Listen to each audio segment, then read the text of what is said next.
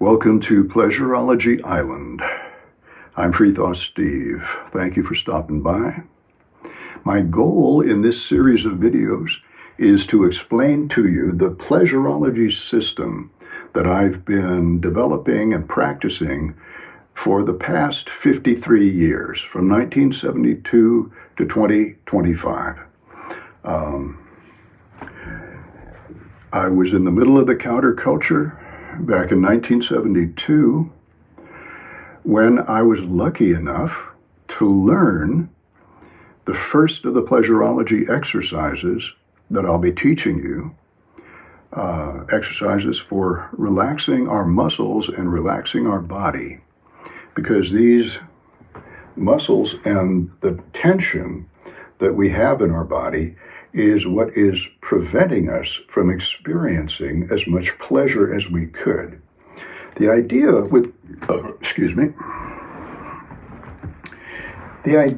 pleasurology is this. We all have a certain potential for experiencing pleasure, a certain capacity for experiencing pleasure. And what I have found is that it is possible to expand our capacity for experiencing pleasure in all aspects of our life, including most spectacularly in the sexual aspect of our life. We can learn to expand our sexual pleasure in several ways. We can make it last longer. We can prolong our sexual pleasure. We can make it broader. We can make it fill a larger area of our consciousness. And we can learn how to create a larger field of consciousness in which to experience this broader field of sexual bliss. And we can prolong this indefinitely until we're ready to have an orgasm. And then, when we're ready to trigger an orgasm, the orgasm that we trigger will be very powerful. It will be highly charged with emotional energy that we've been building up during the previous period of prolonged sexual bliss and expansive sexual bliss within consciousness.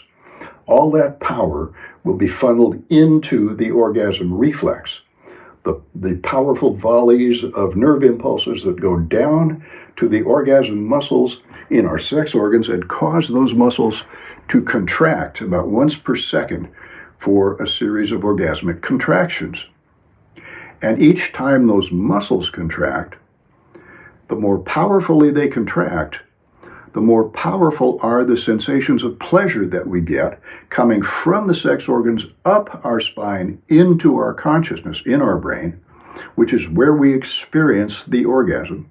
And each of those waves of orgasmic pleasure coming up from our sex organs flows into our consciousness and will flow out through the entire network of nerve cells that we've already recruited into our cloud of sexual bliss. And then the orgasmic contractions will flow, the tidal waves of pleasure will flow throughout that connected cloud of sexual bliss that we have created in our consciousness. All right, that's the ultimate goal of pleasurology, but it's not the only goal, and it's not necessarily the most important goal.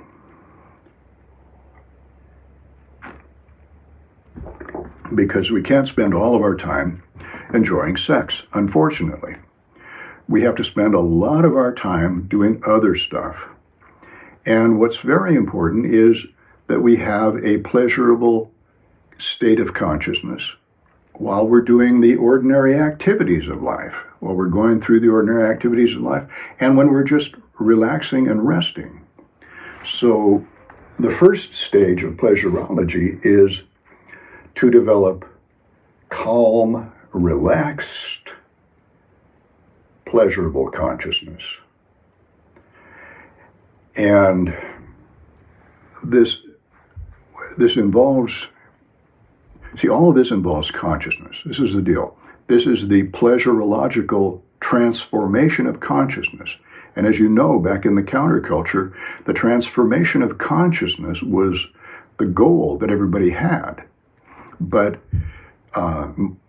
almost all of us had only one means of creating a pleasurological state of consciousness, and that was by taking psychedelics.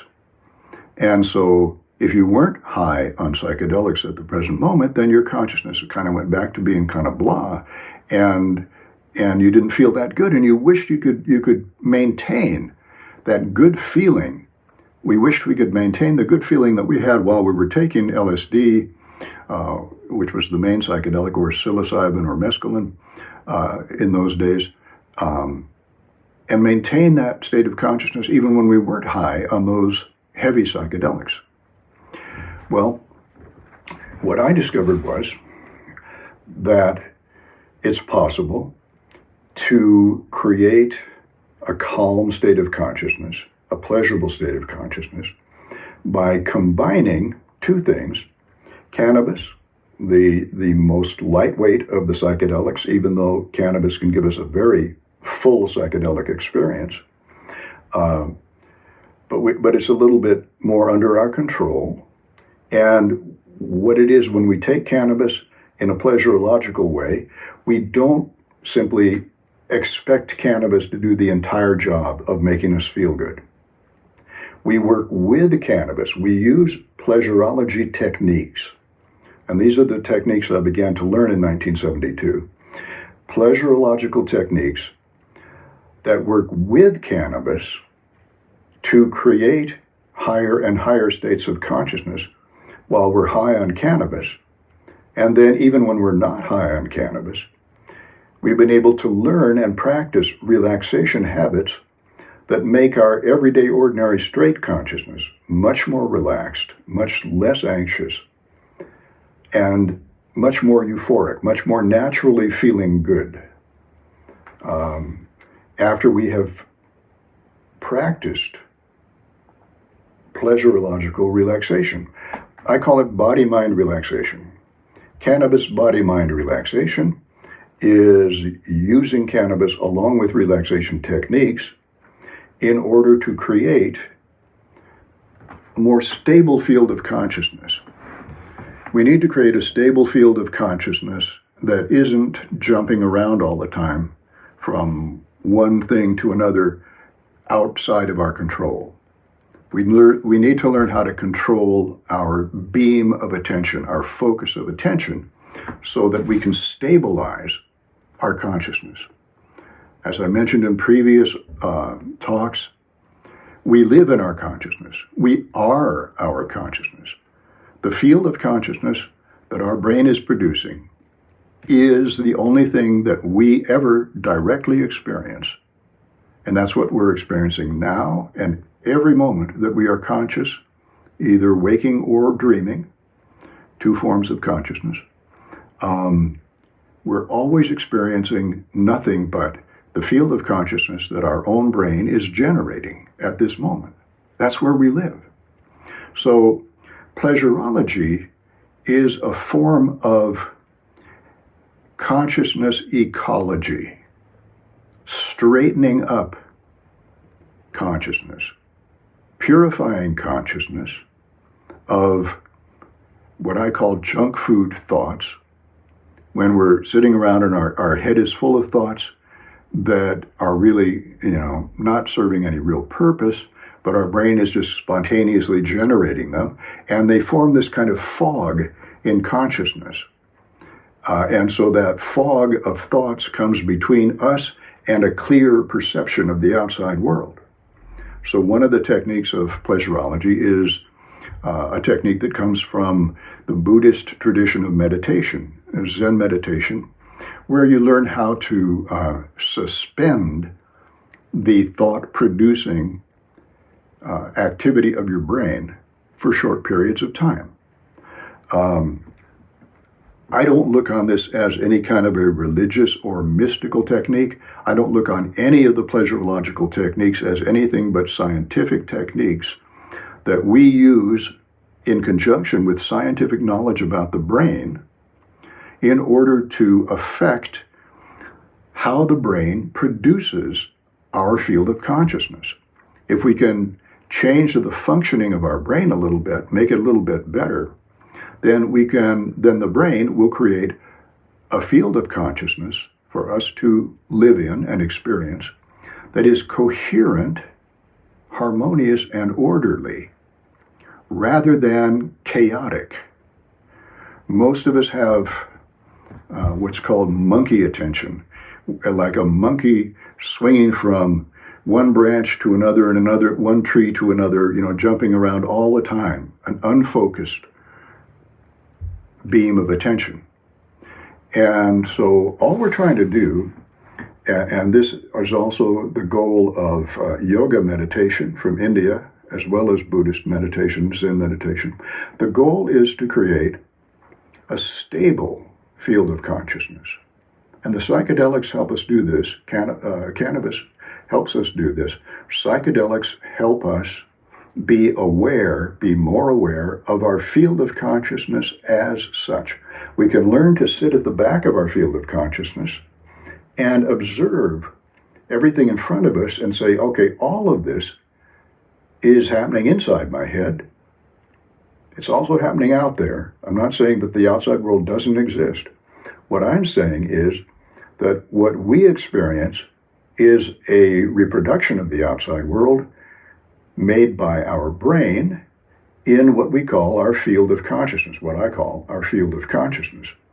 And until we do a little bit of meditation, and meditation simply means sitting still and observing our own consciousness, to be aware of our own consciousness. For instance, observing whether we have a lot of junk food thoughts in consciousness, or whether we have suspended that thought activity and we're able to perceive and see very clearly what's in front of us and hear very distinctly any sounds that are going on around us. When we can do that, we can learn to be sitting back, observing our consciousness. We can be aware of our consciousness as a stable place that we are inside of. And we can be aware of the fact that we can change what's going on within our own consciousness. We can decide how much thought activity we're going to engage in. Thought activity isn't bad at all, per se, in itself. Thought activity is a good way to solve problems. It's necessary. That's what's made humanity able to, build this crazy civilization we're living in. This amazing civilization with all the technology that we've got.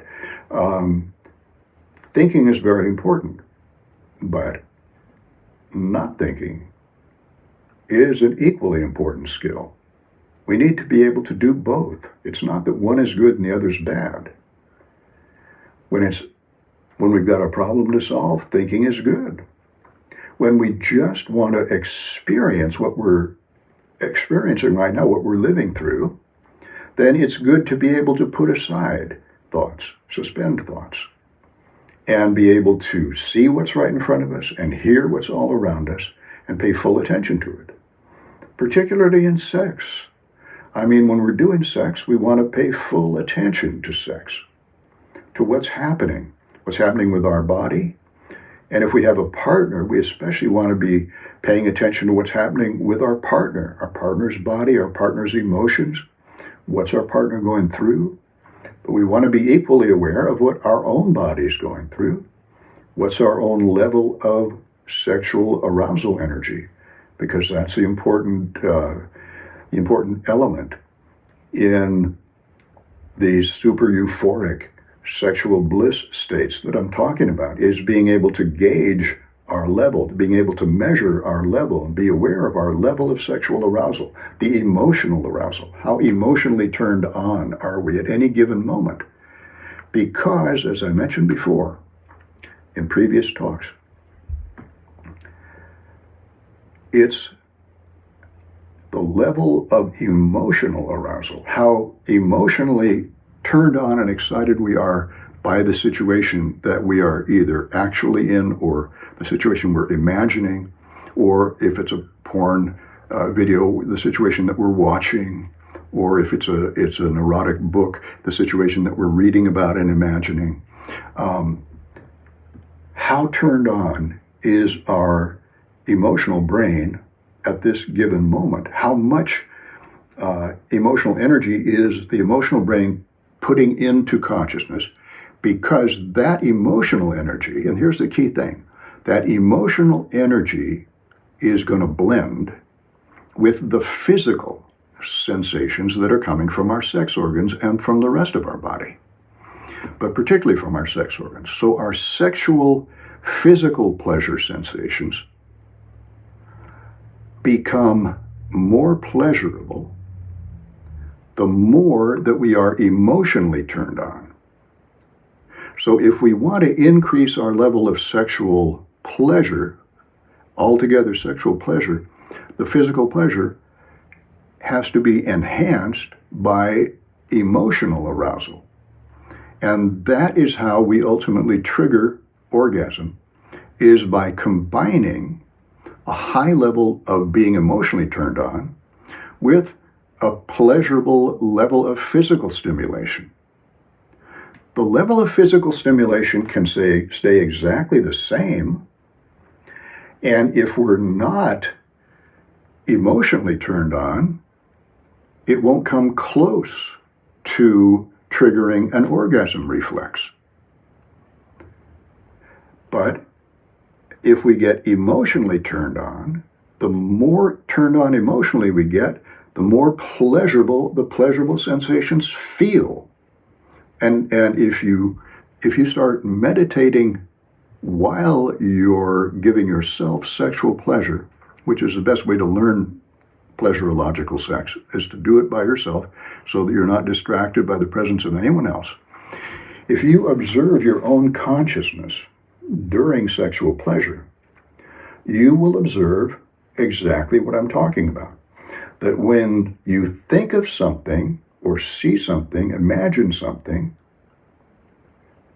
that is especially emotionally arousing, that turns on your emotional brain highly, you will immediately notice the improvement in the quality of physical pleasure that is coming from your sex organs. That physical pleasure will all of a sudden take on a much more pleasurable quality to it. It's exactly the same amount of physical stimulation, but when it gets to the brain, if it has the emotional arousal to combine with it, then that physical stimulation can all of a sudden become easily strong enough to trigger an orgasm reflex. And so, if what we're trying to do ultimately is not trigger the orgasm reflex too soon, but be able to trigger it at any point that we want to, then what we need to learn to do is be aware of our level of sexual emotional arousal, our level of being turned on sexually. And we can measure that partly by how pleasurable the physical sensations feel. When the physical sensations all of a sudden start feeling a lot more pleasurable, that's because our brain has connected with some sexual situation that is really a turn on. And it can be in our imagination, or it can be really happening, or it can be something that we're watching. Any of those things will turn on our emotional brain. And as soon as the emotional brain gets turned on, the physical pleasures changes its quality and becomes qualitatively more pleasurable and generates more bliss in consciousness. And that bliss will trigger the orgasm reflex if we're not careful. So we need to learn the art of meditation, the art of observing what's going on inside our consciousness, in order to take that basic skill of observing consciousness and bring it into our sexual activity so that we can observe how much pleasure is flowing into our field of consciousness at each given moment and what it is that is triggering that pleasure. because there are times when we want to generate a lot of sexual pleasure. And in order to do that, we need to identify, we need to know what it is that is really arousing to our particular emotional brain. Now, everybody's emotional brain is unique. And so what turns somebody else on is not necessarily going to turn you on. It may or it may not. It's not like every human being is completely different from every other human being. We're all, on a spectrum, let's say, a rainbow, if you will, of different turn-ons. And there will be a large group of people that are turned on by this, that are not turned on by that. But there will be another group of people that's turned on by that, but are not so much turned on by this. And each of us as an individual will find ourselves in a certain place where certain types of sexual stimulation turn us on and more strongly than others. And that depends not on two factors, basically. It depends on what kind of an emotional brain we've inherited.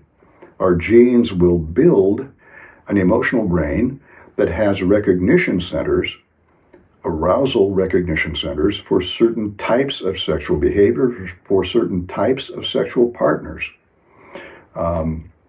Let's just take male-female.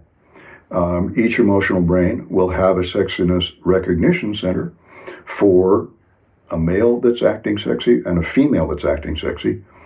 And one of those will be stronger than the other in general. Some emotional brains can get turned on by both sexes quite easily, but generally one sex or the other will be predominant. And so that person's emotional brain gets turned on by one gender rather than the other, or more than another. And that partly is also then influenced by our personal sexual history. What sexy experiences have we had in our life up to this point that our emotional brain has learned to get turned on by? Because a sexual experience will activate sexual recognition centers in our emotional brain. There are four different basic things that Freud talked about in the sexual drive, four basic kinds of sexual turn-ons. Visual sex, seeing something sexy that someone else is doing, and then visually showing ourselves in a sexy way to someone else. So looking at another person and getting turned on because they're doing something sexy is voyeurism, if you will. Or scopophilia is what Freud called it. Voyeurism actually for us has the connotation of you're peeping at somebody who doesn't know you're looking at them. But scopophilia, the love of looking, scopo, looking, philia, love. The love of looking at someone who is doing something sexy doesn't imply that you have to be hidden while you're looking at them. You can be looking at them right out, and they may be knowing that you're looking at them, and they may be enjoying the other side of visual sex, enjoying displaying oneself to the other person, which is exhibitionism. But then again, we have a connotation of exhibitionism that's wrong, that's extra, an extra meaning of it. We have the meaning that exhibitionism is when someone is showing off their body to someone who doesn't necessarily want to see it. That a man will flash his penis at a woman who isn't wanting to see it. But that's, you see, these are like the peeping Tom aspect and the flasher aspect are not terribly healthy. Okay, the healthier, I think the healthier aspect is when we're not ashamed of the fact that we're looking at someone else who is showing themselves to us in a sexy way, and we're enjoying that in a sexy way. We're not ashamed of that, and we're not ashamed of it when we ourselves show our body to someone else, and we are hoping that they are enjoying it. We're not showing it to them against their will. It's more fun if we're showing it to them and they're enjoying the fact that we're showing it to them. So mutual scopophilia, if you will, that, both persons are involved, enjoying what they're doing, enjoying showing their body to the other person and seeing the other person's body, both. Although it doesn't have to happen concurrently. It can happen just one way. One person is showing, one person is watching. That works too. Either way. But there shouldn't be any shame involved in it. We want to be sex positive if we're going to be pleasurologists, so we should not have any embarrassment or shame about the fact that we enjoy showing our own body and showing the fact that we are sexually aroused to another person. And at the same time, we are not ashamed of the fact that we enjoy looking at another person who is deliberately showing us their body in a sexually provocative way. We need to bring sex out of the shadows. That's why the nude beach was such a great experience for me, because in the nude beach, you're definitely out of the shadows. You're out in the bright sunlight, the sky overhead, letting the universe see you walk around naked, and everybody around you is walking around naked, and nobody's forced to be there, and anybody who wants to be there wants to be naked, wants to be showing off their body, and wants to enjoy looking at the bodies of other people.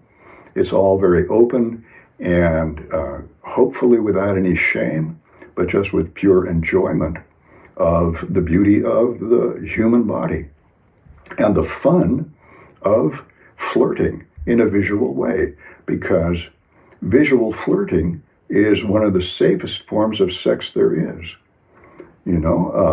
You cannot transmit a sexually transmissible disease through the air by looking at someone else or by showing your body to someone else. And so that's why the nude beach is a fun place to be, and a fun thing to do is to be an exhibitionist and a scopophilic look, someone who enjoys, appreciates, sexually and erotically appreciates certain bodies of certain people, and who enjoys the fact that they are showing their body off and enjoying showing their body off in a sexual way. This is a very sexually arousing situation to our brains. That's sort of the preliminary stages of sexuality. And that was the first pair of sexual impulses that Freud identified, was the two visual impulses, looking and showing, let's say. Then the next two he talked about were dominance and submission, or we could say pursuit and being pursued. That we can find it sexually arousing to approach someone and be trying to enter into a sexual situation with them and trying to persuade them to be attracted to us. And we can be sexually turned on by having someone else, someone come to us, obviously being sexually attracted to us, and wanting to persuade us to engage in some kind of sexual activity with them. So dominance and submission, it should never be never be coercive, okay? Where people are forced to do stuff against their will. Now, in S&M, or bondage and submission, bondage and dominance, people voluntarily put themselves in a helpless position and give the other person the power to do whatever they want to them, because that is a sexual turn-on for them. It's fun for them to be helpless and to wonder what the other person's going to do to them. And the other person it may be fun to be in the position of being dominant and being able to do whatever one wants to the other person. And the important thing is that it's a game. it's a sexual game. It's not, a reality. It's not, you have actually kidnapped someone and are forcing them to do things they don't want to do, because that's horrible. That's not sex positive at all. That's sex negative.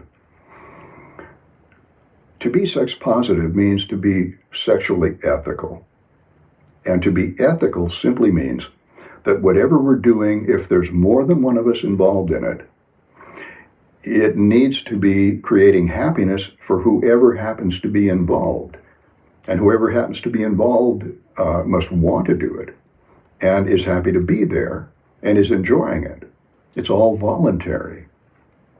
But it's not ethical to do something sexually that's making me turned on and feeling pleasure, but is making you unhappy and you wish this wasn't happening, maybe frightening you or whatever.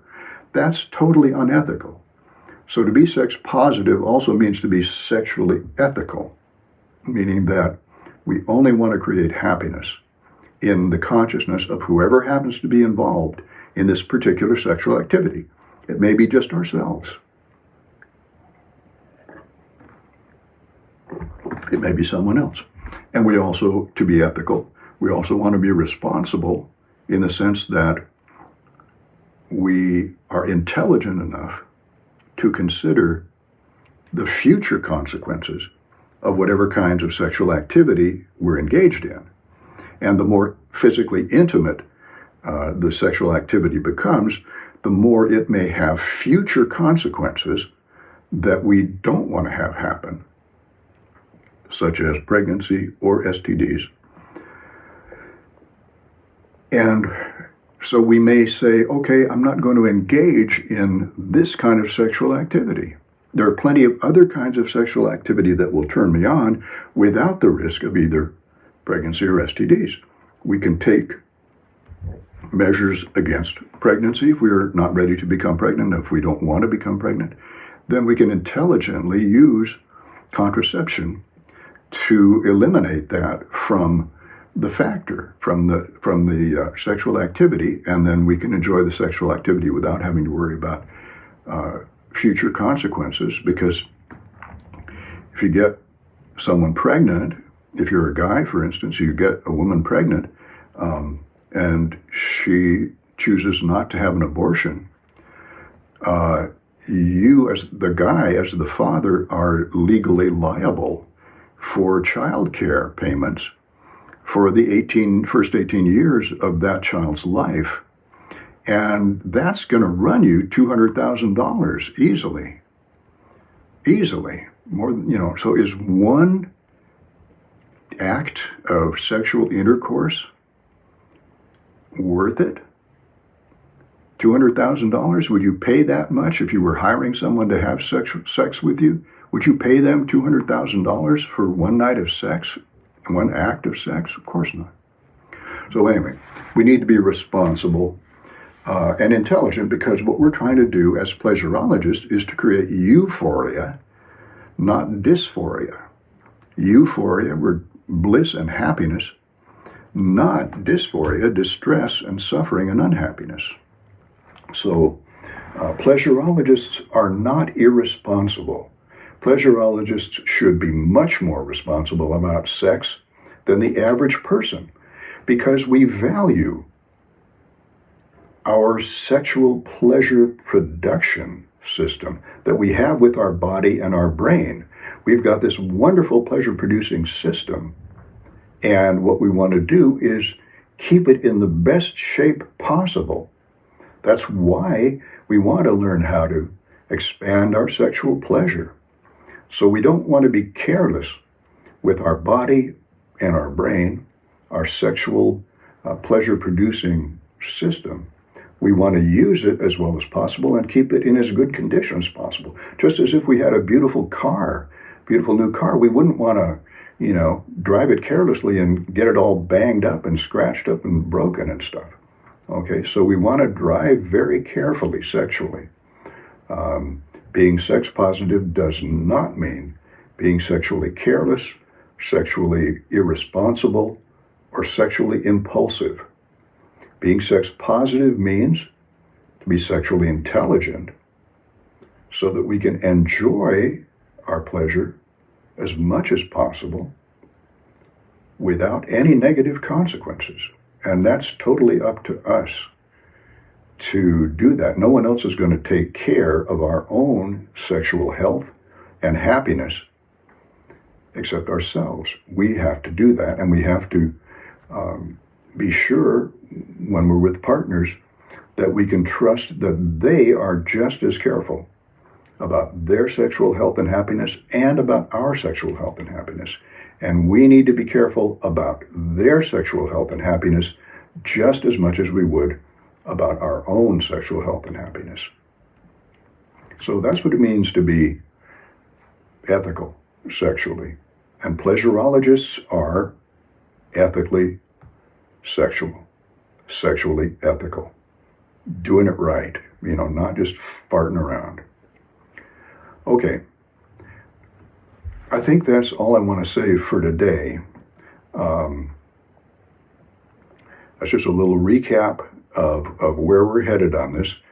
And next time I will tell you exactly how I got into pleasurology, and I will describe to you the exercises that I used, exercises for relaxing the muscles, exercises for releasing emotional tension, exercises for clarifying consciousness, exercises for freeing up our breathing and for getting in touch with our body so that our whole body feels more pleasurable, and then exercises for expanding sexual pleasure as such. Okay, thank you very much for listening. Talk to you again next time.